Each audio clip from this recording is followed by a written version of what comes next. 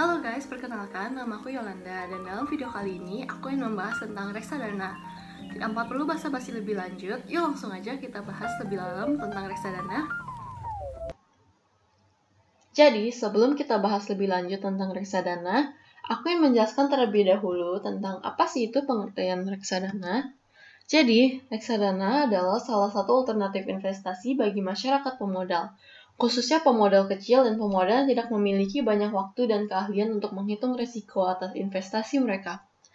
Reksadana dirancang sebagai sarana untuk menghimpun dana dari masyarakat yang memiliki modal, mempunyai keinginan untuk melakukan investasi, namun hanya memiliki waktu dan pengetahuan yang terbatas.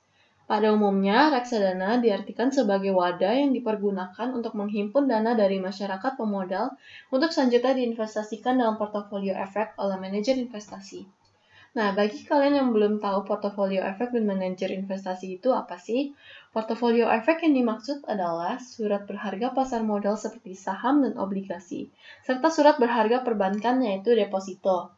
Dengan demikian, dana yang ada dalam reksadana merupakan dana bersama para pemodal, sedangkan manajer investasi adalah pihak yang dipercaya untuk mengelola dana tersebut.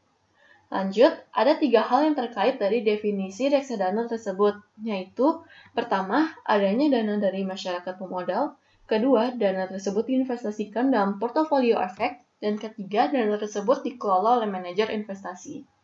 Nah, pengertian reksadana sendiri berdasarkan hukum menurut UU nomor 8 tahun 1995 pasal 1 ayat 27, reksadana adalah wadah yang dipergunakan untuk menghimpun dana dari masyarakat pemodal untuk selanjutnya diinvestasikan dalam portofolio efek oleh manajer investasi. Reksadana juga dikelompokkan menjadi 3 kelompok. Yang pertama yaitu reksadana berdasarkan bentuk hukum. Reksadana berdasarkan bentuk hukum sendiri dapat terbagi menjadi 2, yaitu reksadana perseroan dan reksadana kontrak investasi kolektif.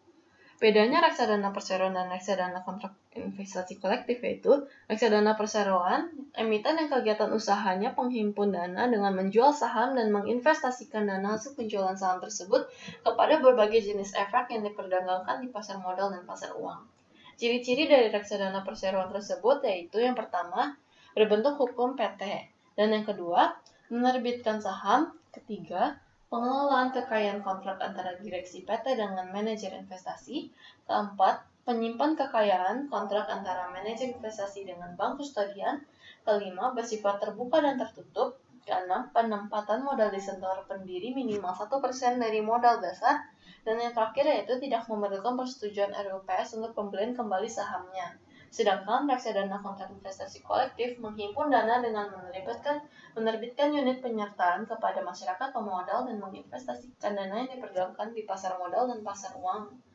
Ciri-ciri dari reksadana kontrak investasi kolektif tersebut yaitu yang pertama, bentuk hukum kontrak investasi kolektif, kedua, pengelolaan reksadana dilakukan oleh manajer investasi, ketiga, penyimpan kekayaan dilakukan oleh bank kustodian, keempat, hanya bersifat terbuka, kelima, manajer investasi dapat menjual dan membeli kembali saham kembali unit penyertaan, dan yang terakhir yaitu secara terus-menerus sampai dengan jumlah unit penyertaan yang ditetapkan dalam kontrak investasi kolektif. Reksadana juga dapat dikelompokkan berdasarkan sifat. Reksadana berdasarkan sifat dapat terbagi menjadi 2, yaitu reksadana bersifat terbuka dan reksadana bersifat tertutup. Reksadana bersifat terbuka menawarkan dan membeli kembali saham atau unit penyertaan dari pemodal. Reksadana bersifat terbuka juga pemegang saham atau LP dapat menjual kembali setiap saat. Kemudian, manajer investasi melalui bank kustodian wajib membelinya sesuai dengan nilai aktiva bersih perusahaan atau unit penyertaan pada saat tertentu. Dan pembedaannya dari reksadana bersifat tertutup, pembayaran redemption hanya dapat maksimal 7 hari.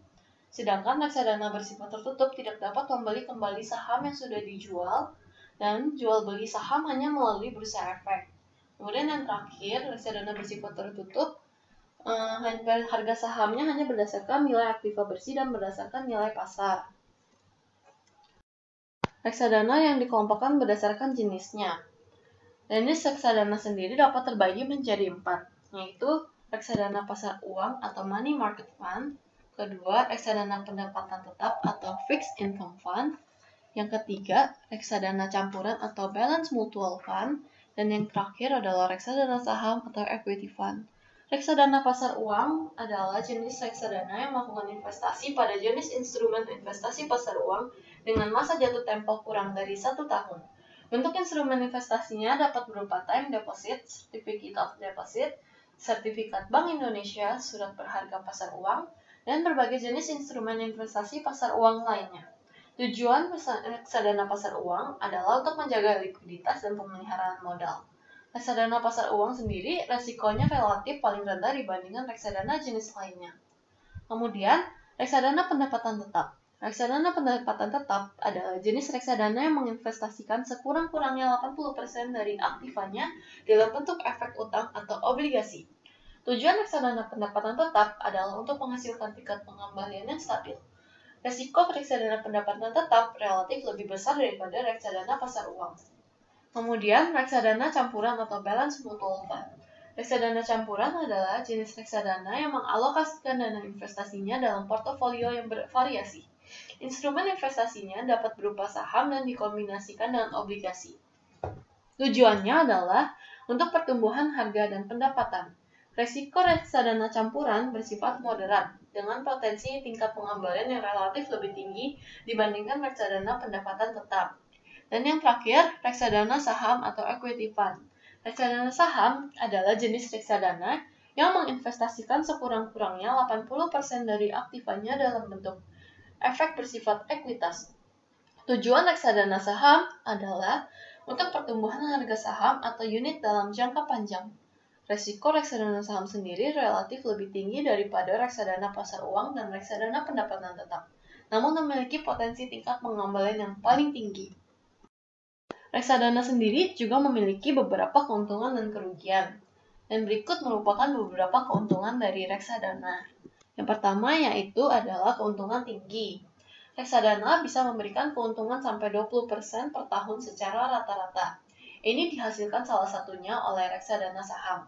Tingginya keuntungan ini memberikan kesempatan kepada investor untuk melakukan reksadana saham sebagai instrumen mempersiapkan dana pendidikan dan dana pensiun yang rentang waktunya jangka panjang.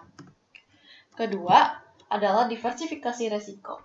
Reksadana menawarkan diversifikasi resiko karena uang investor disebar ke berbagai instrumen sehingga jika terjadi resiko, tidak semuanya anjlok atau turun nilainya secara bersamaan. Misalnya, reksadana saham tidak menempatkan dalam satu saham saja, tetapi membagi investasi berbagai saham untuk mencegah turunnya nilai investasi hanya karena satu harga saham turun. Diversifikasi ini sulit dilakukan bagi Anda yang investor individual, karena terbatasnya dana investasi. Di reksadana, dana yang dikelola adalah kumpulan dari berbagai investor, sehingga diversifikasi risiko bisa dilakukan secara optimal. Keuntungan yang ketiga adalah dikelola manajer investasi profesional. Keterbatasan pengetahuan dan ketiadaan waktu untuk melakukan analisa investasi yang menjadi kendala banyak calon investor diatasi oleh reksadana dengan menyerahkan prosesnya kepada manajer investasi profesional yang memang sudah berpengalaman dalam hal pengelolaan portofolio investasi.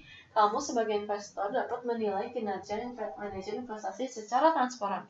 Bisa pula membandingkan kinerjanya untuk mencari manajer investasi terbaik. Jangan khawatir soal fee untuk membayar manajer investasi. Karena keunggulan reksadana adalah sifat kumpulan investor, maka fee manajer investasi dibagi ke semua investor sehingga biaya menjadi terjangkau. Keuntungan yang keempat adalah jumlah investasi yang kecil. Karena para penjual investasi terus melakukan inovasi agar instrumen ini bisa terjangkau ke semua lapisan masyarakat.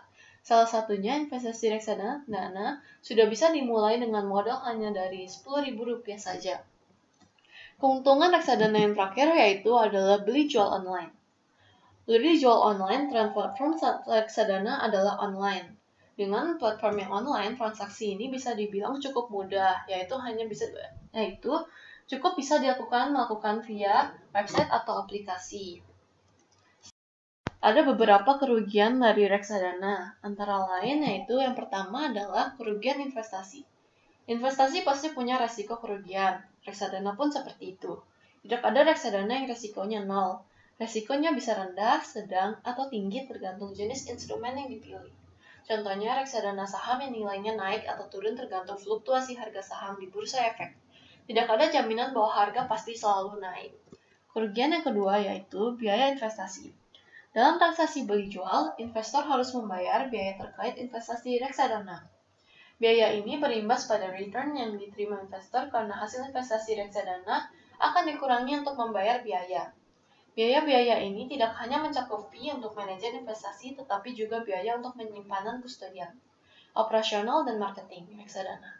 Tentu saja, jika menggunakan platform online, tingkat biaya bisa dikurangi secara cukup signifikan. Kerugian yang ketiga, yaitu butuh waktu pencairan atau likuiditas. Berbeda dengan tabungan yang bisa diambil setiap saat, jika nasabah membutuhkannya, deposito juga begitu. Hari ini, Anda cairkan, maka di hari yang sama uang masuk. Pencairan reksadana membutuhkan waktu 3 sampai dengan 4 hari kerja sejak perintah diberikan sampai dana masuk ke rekening investor. Karena ini adalah investasi, maka likuiditasnya tidak sebaik tabungan. Hal yang wajar karena investasi memberikan return yang lebih besar. Meskipun kemungkinannya kecil, tetapi tetap ada kemungkinan bahwa investasi tidak bisa dicairkan jika manajer investasi gagal menyediakan dana guna melakukan pembelian kembali unit reksadana. Kerugian yang keempat yaitu penutupan reksadana. Ada kemungkinan reksadana ditutup oleh otoritas jika jumlah dana yang dikelola anjlok di bawah nilai minimum. Karena itu, resiko reksadana ditutup tetap ada meskipun relatif kecil. Sampai saat ini, saya belum pernah mendengar sebuah reksadana yang ditutup sih. Kemudian kerugian yang terakhir yaitu prestasi manajer investasi. Kemungkinan manajer investasi yang merupakan pengelola tidak melaksanakan kewajibannya, karena posisi manajer investasi sangat kritikal. Jika ini terjadi, kemungkinan reksadana tidak bisa berjalan sebagaimana mestinya. Oleh karena itu, pemilihan manajer investasi menjadi sangat strategis. Carilah manajer investasi terbaik, karena tidak hanya menentukan kinerja tapi juga going concern reksadana. Kemudian, selanjutnya kita akan membahas tentang di mana kita bisa dapat membeli reksadana. Nah, kita bisa dapat membeli reksadana ke beberapa tempat, yaitu yang pertama, manajer investasi. Manajer investasi adalah salah satu pihak yang sedikit banyak akan ikut serta dalam pengelolaan reksadana. Ia adalah orang atau perusahaan yang mengurus segala penjualan dan pembelian portofolio efek reksadana yang kamu miliki. Kalau kamu bertanya di mana saya bisa beli reksadana, maka salah satu jawabannya adalah kamu bisa beli langsung pada manajer investasi. Kemudian kedua adalah pihak bank. Bank layaknya penyalur atau agen reksadana yang ditawarkan dari pihak manajer investasi. Di sini kamu bisa menemukan banyak sekali jenis dan macam reksadana, seperti saham, deposito, obligasi, surat berharga, dan lain-lain. Banyak juga pilihan produk reksadana dari manajer investasi A, B, C, D. Kamu bisa memilih salah satu investasi dari reksadana mana. Sedangkan akan ada 70 produk reksadana dari 10 manajer investasi yang bakal dimiliki oleh bank sebagai agen penjual reksadana. Ketiga yaitu perusahaan sekuritas. Banyak perusahaan sekuritas yang kini bisa menjawab kebingungan di mana saya bisa beli reksadana. Tidak hanya sebagai penyelesaian sekuritas, lembaga-lembaga ini juga menjadi agen penjual reksadana resmi yang telah disahkan oleh OJK. Contohnya yaitu PTX Dana Investa Indonesia. Kemudian kita juga bisa membeli reksadana pada marketplace. Marketplace kini juga sudah sedikit bergeser dari yang mulanya hanya menyediakan barang kebutuhan sehari-hari. Ini salah satu agen penjual reksadana adalah marketplace. Marketplace menawarkan banyak produk reksadana, ada juga yang hanya produk reksadana. Investasi di marketplace ini biasanya tersedia dalam bentuk online maupun aplikasi. Salah satu contoh aplikasinya itu adalah Bibit, terus kemudian juga ada Bareksa, ada banyak lainnya juga. Dan yang terakhir, kamu bisa membeli reksadana di asuransi unit link. Membeli reksadana di asuransi unit link artinya kamu harus beli dulu produk asuransi yang ditawarkan untuk bisa mulai investasi reksadana. Tidak bisa hanya pilih investasi reksadana saja, asuransi unit link ini juga biasanya sudah jadi paket produk yang ditawarkan bersamaan. Jadi, kalau kamu mau menikmati fitur investasi pada asuransi unit link, kamu harus beli dulu premi asuransinya. Kemudian yang terakhir, yaitu kita akan membahas tentang cara memilih reksadana terbaik bagi pemula. Yang pertama yaitu, coba pertimbangkan resiko dan imbal hasil. Sama seperti bentuk investasi lainnya, investasi melalui reksadana juga berfluktuasi, tidak mungkin selalu naik. Resiko fluktuasi imbal hasil ini sangat tergantung dengan pergerakan pasar dan juga kepiawaian manajer investasi itu sendiri. Untuk itu, kamu harus siap untuk update berita dan informasi seputar situasi ekonomi yang sedang terjadi. Kemudian yang kedua, yaitu dengan sesuaikan dengan tujuan investasi kamu. Memilih reksadana yang tepat sesuai dengan tujuan keuangan kamu sangatlah penting. Salah satu cara reksadana adalah dengan memilih berdasarkan jangka waktu investasi. Jika kamu ingin investasi jangka pendek, pertimbangkan untuk berinvestasi dari reksadana pasar uang. Jika investasi kamu termasuk jangka menengah, dapat mempertimbangkan reksadana pendapatan tetap atau campuran. Sedangkan jika investasi kamu termasuk jangka panjang, kamu bisa memulai investasi saham akan menjadi pilihan yang tepat. Kemudian cara yang keempat yaitu riset profil manajer investasi kamu. Sebelum kamu memutuskan untuk investasi pada reksadana, pastikan kamu lakukan riset mengenai rekam jejak. Pertimbangkan apakah tim pengelola investasi memiliki pengalaman dan skill yang terkait dalam mengelola investasi Anda. Sebagai contohnya, ada beberapa manajer investasi yang memiliki skill khusus di instrumen saham, tapi ada juga yang lebih piawai di area reksadana pendapatan tetap. Kemudian, cara memilih yang terakhir adalah dengan lihat sejarah kinerja reksadana yang kamu pilih. Kamu dapat juga melihat sejarah kinerja reksadana tersebut lewat fun fact sheet reksadana. Pastikan Anda memilih reksadana yang cenderung stabil dan sebisa mungkin selalu dapat mengalahkan benchmark atau acuannya. Atau kamu juga dapat membaca berita terkait reksadana. Kemudian, ada beberapa conclusion yang dari video ini.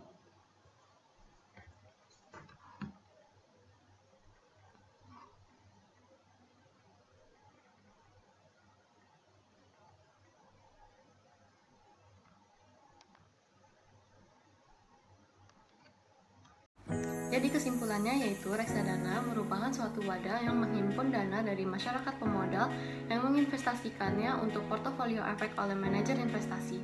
Reksadana sendiri dapat menjadi 3 kelompok, yaitu reksadana berdasarkan hukum, reksadana berdasarkan sifat, dan reksadana berdasarkan jenisnya. Reksadana berdasarkan hukum dapat terbagi menjadi 2, yaitu reksadana perseroan dan reksadana kontrak investasi kolektif. Sedangkan reksadana berdasarkan jenis dapat terbagi menjadi 2 juga, yaitu reksadana terbuka dan reksadana tertutup. Dan yang terakhir, reksadana berdasarkan jenisnya dapat terbagi menjadi 4, yaitu reksadana pasar uang, reksadana campuran, reksadana tetap, dan reksadana saham. Untuk resiko yang paling rendah, dan kamu bisa memilih untuk reksadana pasar uang, dan untuk resiko yang paling tinggi dan tapi tingkat pengembaliannya tinggi juga, kalian bisa memilih reksadana saham. Reksadana sendiri juga memiliki beberapa keuntungan dan kerugian. Beberapa keuntungannya yaitu keuntungan investasi yang tinggi. Kalian bisa mencapai hingga 20%, terutama untuk reksadana saham karena tingkat pengembalian yang lebih tinggi. Kemudian juga ada diversifikasi risiko, terus ada juga manajer investasi yang profesional, biaya investasi yang kecil, kamu bisa mulai investasi dengan modal yang kecil yaitu sekitar 10 ribuan. Dan yang terakhir adalah beli jual online. Kemudian ada beberapa juga kerugian dari reksadana, yaitu kerugiannya biaya investasi, kerugian investasi, terus likuiditas yang lama, dan yang lain-lainnya juga. Terus dari reksadana, gimana sih kamu bisa dapat beli reksadana? Reksadana itu bisa dibeli dari manajer investasinya langsung, pihak bank, terus perusahaan sekuritas, platform online yang marketplace. Biasanya sih berupa web atau aplikasi ya. Salah satu aplikasi contohnya itu adalah Bibit.id. Terus kemudian kamu juga bisa beli di perusahaan asuransi unit link sama perusahaan sekuritas. Terus ada beberapa cara untuk memilih reksadana yang baik. Yang pertama yaitu tentukan dulu tujuan investasi kamu. Apakah kamu mau investasi untuk tujuan jangka panjang atau jangka pendek? Terus kamu juga harus lihat, pertimbangkan resiko dan imbal hasilnya. Kemudian yang ketiga, kamu juga harus lihat manajer investasinya itu bagusnya itu di mana. Apakah manajer investasi itu bagusnya di reksadana saham atau reksadana pasar uang. Terus yang terakhir, kamu harus lihat